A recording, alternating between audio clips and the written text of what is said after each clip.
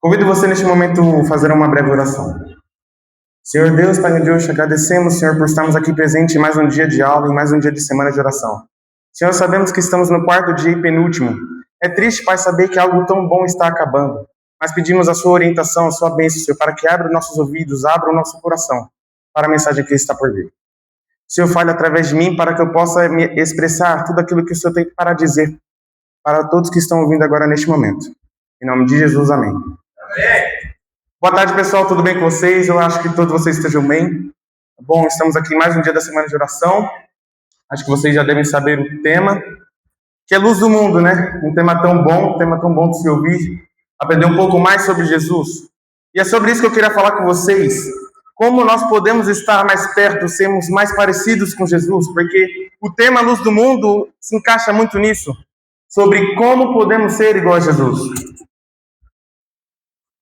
Acho que nada melhor sobre como nos aprofundar melhor sobre esse tema, conversando e entrando no momento do próprio Jesus. E esse momento em particular vai estar lá em João capítulo 6, você não precisa abrir. Vou só dar um resuminho simples. Mas acho que é um capítulo muito bom e convido você a ler na sua casa ou aqui na escola mesmo sobre esse capítulo. Nós vamos ver Jesus tendo uma conversa com o povo. Mas não era um povo diferente, era aquele povo que, acho que em todo momento, cenas importantes, o povo estava junto. Aquele povo que viu cada milagre, que viu cada pregação, que viu cada mensagem. E Jesus estava fazendo mais um apelo, mais uma mensagem a esse povo, pedindo humildemente para que o povo cresça nele. Para que o povo deixasse de estar enraizado neste mundo, deixasse de estar enraizado em esses problemas. Porque com o continuar da conversa, nós entendemos o porquê o povo estava tão fixado neste mundo. O povo, como sempre estava pedindo por mais um milagre, sempre estava pedindo por mais um sinal de Jesus como Messias. E chegaram até a comparar Jesus com Moisés, falando que Moisés, aquele cara que libertou eles lá atrás, entregou um sinal, trouxe um sinal dos céus, que seria o caso o maná, o pão dos céus. Mas Jesus os corrigiu, dizendo que não foi Moisés que lhes deu aquele pão, mas sim o próprio Deus. E que com aquele pão, Deus também tinha entregado um novo pão. Um pão diferente, porque que quem o comesse, quem o queresse de verdade, quem o queresse de todo o coração, como disse a música, já seria o suficiente, não precisaria de mais nada.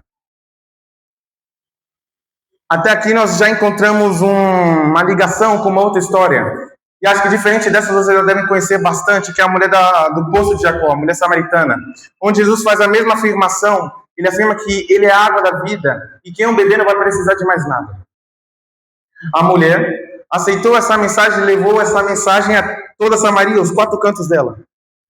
Mas, infelizmente, é triste dizer isso, mas é nesse momento que as duas histórias se divergem, porque enquanto uma aceitou e levou para toda uma cidade, o povo rejeitou a mensagem de Jesus. Você vai ver que lá no final do capítulo, no versículo 66, vai dizer que o povo deixou de seguir a Jesus, os discípulos deixaram de seguir a Jesus porque a sua mensagem era pesada. Eles não conseguiam ouvir aquilo. Acho que aqui nós já temos o primeiro passo, nós já temos o primeiro asterisco para conseguirmos entender e aprender como sermos mais iguais a Jesus. E esse asterisco se refere ao conhecer, ao enxergar, que foi o que o povo, como que eu falei aqui, o povo não enxergou Jesus como Messias, não estavam preparados para reconhecê-lo como um.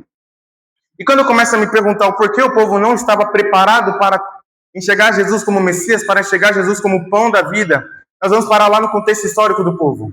Nós enxergamos um povo afundado, enraizado nessa terra, em meio de tantos problemas, vou citar alguns, fome, nós temos problemas graves de saúde, como a lepra, naquele momento que estava gigantesca. Nós temos um povo querendo a libertação, pois estavam presos, estavam sofrendo a opressão de um reino maior, um reino chamado Roma. E em meio a tanto desespero, em meio à sua ambiciosidade, não sei se é assim que fala, em meio ao seu orgulho, o povo queria ser grande, o povo queria ser o maior de todos. E acabaram se esquecendo do verdadeiro papel do Messias, moldando o Messias para que cumprisse seus interesses aqui na terra. Moldaram um Messias que era seletivo, só podia ser aquele povo. Moldaram um Messias de raiva, que se alguém não fizesse o que lhe foi mandado, esse cara seria exterminado. Pregavam um Deus de guerra, pois eles queriam um Messias que viesse para batalhar contra Roma. para livrar-nos do mesmo. Mas Jesus veio a essa terra para nos mostrar que o seu valor não era terreno, porque isso daqui não tem valor, sendo bem sincero. A terra hoje em dia, o mundo, as coisas do mundo hoje em dia não tem valor, e Jesus veio trazer essa ideia. Desde o início do seu ministério, ele já vem trazendo valor, um valor espiritual. Ele veio para nos libertar do pecado. Não libertar de Roma, não libertar de fome, não libertar de doenças, não de libertar de nada que tenha valor aqui. Mas, Ícaro, tem uma pergunta para você.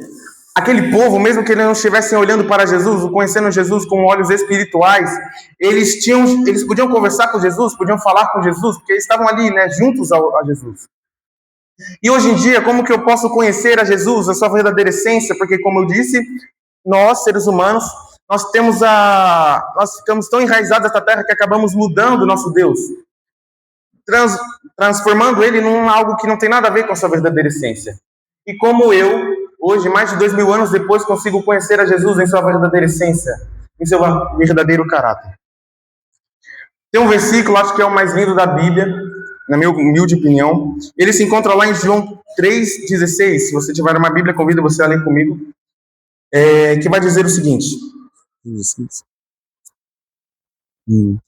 Porque Deus amou o mundo de tal maneira que deu seu Filho unigênito, para que todo aquele que nele crê não pereça, mas tenha a vida eterna.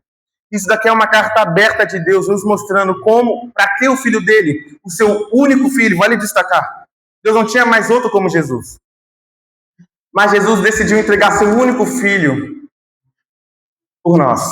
No final do versículo nós encontramos o primeiro motivo para nos salvar da morte, para nos salvar das correntes do mal. Mas existe algo muito mais dentro desse versículo, algo que me mostra o segundo motivo. A gente pode encontrar ele lá no começo do versículo que diz: porque Deus amou o mundo. Esse versículo nos mostra que, além de Jesus ter vindo para nos libertar das correntes do mal, para nos libertar da morte, ele veio também para trazer a verdadeira essência de Deus. Se lembra que o povo havia corrompido a imagem de Deus, criando um Deus orgulhoso, um Deus seletivo? Esse versículo apresenta um Deus amoroso, um Deus que entregou sua única coisa para nos salvar. A essência de Deus não está na raiva, a essência de Deus não está na guerra, a essência de Deus está no amor. Tem um outro versículo que nós podemos conversar um pouco melhor sobre isso. Esse versículo vai se encontrar lá em 1 João, lá no finalzinho da Bíblia. 1 João, capítulo 4, versículo 8. Se tiver uma Bíblia aí, pode abrir também. Que vai nos dizer o seguinte: aquele que não ama não conhece a Deus, porque Deus é amor. Hoje eu te pergunto, será que você pratica amor? Será que você conhece o amor profundamente, em sua verdadeira essência? Porque quando nós paramos para prestar atenção no jornal, nós não vemos amor. E o que eu acho até meio irônico, porque nós, seres humanos, como seres sociais, devíamos ter o amor, a palavra bem mais praticada na nossa convivência. Mas o amor acabou. Na própria Bíblia diz que o amor ia se escassear, que ia acabar em algum momento, que o coração das pessoas ia ficar cada vez mais duro. E nós podemos ver isso de tão forma clara hoje em dia, quando ligamos o jornal e começamos a prestar atenção no ódio, na prática de raiva, no extermínio, na matança que vemos hoje em dia. Pessoas têm se acabado por tão pouco. Aí eu te pergunto, isso é o amor? Esse é o amor de Deus que fez ele dar seu único filho pela gente? E o engraçado é que isso não é só fora da escola, mas dentro também. Quando eu procuro no meu cotidiano amor, eu só vejo pessoas deixando de praticá-lo. Quantas vezes eu deixei de trazer um amiguinho para o meu grupo porque ele não sabe contar uma boa piada? Outra vez que eu não gosto daquela colega porque talvez ela não tenha uma aparência tão agradável? Ou será que eu não gosto daquele menino, odeio aquele menino porque ele não se veste como eu? Será que isso é amor? Como nós podemos ser luz se nós não temos a verdadeira ciência da essência de Deus? Como nós podemos ser mais parecidos com Ele se nós não temos ideia do seu verdadeiro caráter? Deus, Ele nos chama para vivermos cada vez mais o amor. Ele nos chama para que podemos trazer cada vez mais humildade e sinceridade. Lá em 1 Coríntios, Paulo vai nos dizer um pouco mais sobre o amor de Deus, sobre a sua verdadeira essência. Ele é paciente, benigno, bondoso. Deus, Ele também espera de você. Eu sei que parece um pouco ficção quando nós olhamos para a vida de Cristo aqui na Terra, quando nós olhamos para todas as coisas que Ele fez, aqueles milagres malucos, o ódio que as pessoas obtiveram dele, a forma como Ele balançou o mundo, de tal forma, parece ficção, mas esse mesmo cara te chama hoje, esse mesmo homem te chama hoje para você ser igual a Ele, de coração. Jesus nos chama para um relacionamento íntimo com Ele a todo instante. Quantas vezes você olhou sua Bíblia ali no canto da sua sala? Quantas vezes você olhou sua Bíblia ali no finalzinho da sua mochila e sentiu preguiça de ler? Será que ali você tem demonstrado um interesse genuíno de conhecer a Deus de perto? Será que ali você tem demonstrado um desejo genuíno de fazer o certo? Temos um outro versículo. Um versículo para fecharmos o segundo passo, para fecharmos com o segundo passo de como sermos luz. Esse versículo vai estar lá em João, capítulo 7, 38. Se você está com essa Bíblia em João 6, só uma página na frente. Esse versículo também eu acho muito bonito. E é com ele que eu quero concluir essa tarde. João 7, 38 vai dizer o seguinte: quem crê em mim, como diz as Escrituras, rios de água viva escorrerão do seu ventre. O crer começa com uma ação, ele transmite a ação inicial de alguém. E no final conclui com uma transformação. Esse crer que a Bíblia cita, esse crer que a Bíblia expressa, é mais do que uma crença intelectual, como o mundo prega, mas é uma crença que envolve confiança pessoal em Deus e entrega total. Jesus, ao clamar para o povo, em João 6, ele clama para o povo para que o povo se humilhe, se prostre perante dele, para que ele esqueça as coisas deste mundo, as mesmas coisas que tenham impedido de chegar a ele. Jesus clama, deixe isso de lado. Porque quanto mais cheios de nós estamos, menos nós temos espaço para Deus. E Deus, ele quer seu coração em todo. Deus, ele não quer o seu coração em pedaços. Deus não quer ser a menor parte do seu coração, Ele quer ser o todo. E Ele convida você essa tarde a você se entregar, querer conhecer Ele de verdade.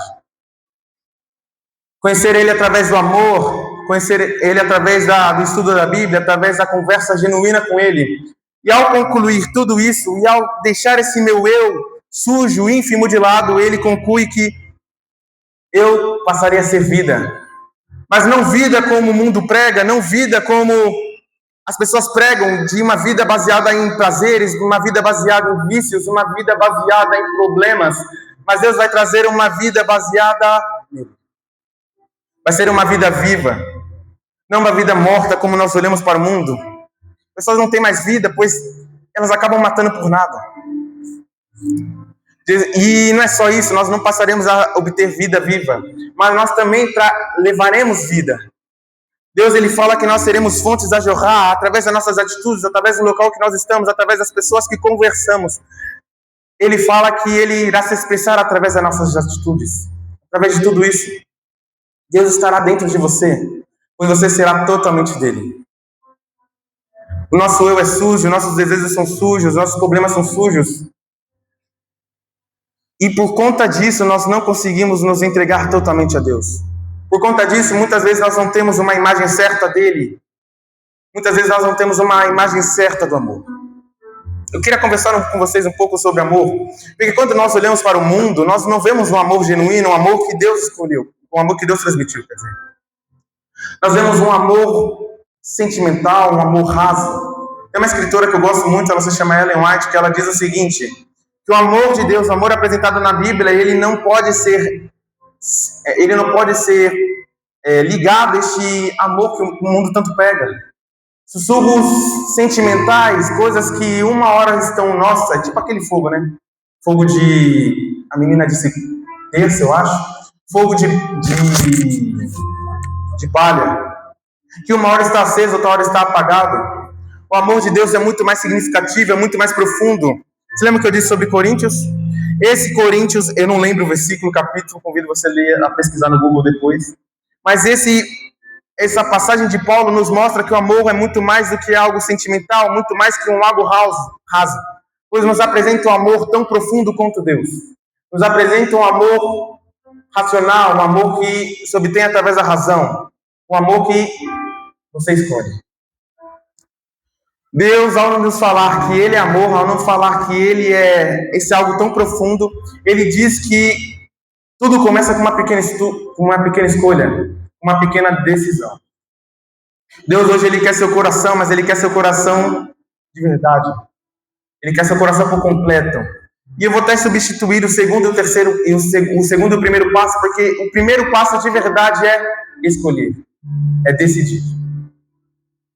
Escolha Jesus, decida Ele. Deixa essas coisas de mundo de lado. Deixa tudo isso de lado. Bom, nós vamos orar agora. Convido você a fechar suas pontes e clamar para Deus na sua oração íntima. Pedir para Ele, para que Ele abra as correntes do seu coração, para que você possa ir lá no fundo do seu ser e enxergar aquilo que tem te impedido de ver a imagem dele. Oremos. Senhor Deus, Pai grandioso, estamos aqui, Pai, mais uma vez humildes, mais uma vez prostrados perante Ti, Senhor. Deus, nós aprendemos que nós devemos enxergar o Seu amor, enxergar a humildade, Senhor. Devemos ser mais bondosos com o meu próximo.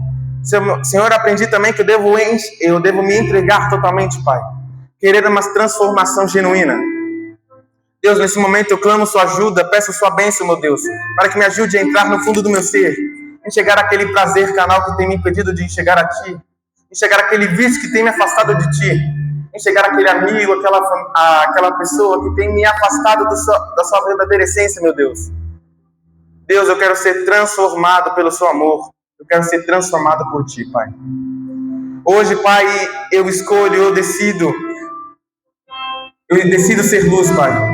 Eu decido levar a mensagem do Senhor como a mulher samaritana. Decido levar a toda a minha cidade, meu Deus, mas não apenas a minha cidade, Senhor, ao meu país, ao meu planeta, meu Deus. Eu quero levar isso a todo canto e hoje eu decido isso, Pai. Peço Sua bênção para que nos abençoe, para que nós possamos ter isso na mente não por mais uma hora, não por mais um dia, mas sim pelo resto das nossas vidas, Senhor. Buscando totalmente e continuamente santidade, Pai. Deus, hoje oro pela nossa aula, Senhor, que nós estamos na segunda aula. Pedimos que abençoe nosso dia, Senhor, que nós possamos voltar para casa no final dele. E, Senhor, que possamos dormir hoje com a ideia de que eu preciso mudar, que eu preciso mudar minhas atitudes, que eu preciso mudar tudo aquilo que tem me afastado de Ti, Senhor, para que meu coração seja totalmente Teu. Esse é meu pedido e nada mais, meu Deus. Em nome de Jesus, amém.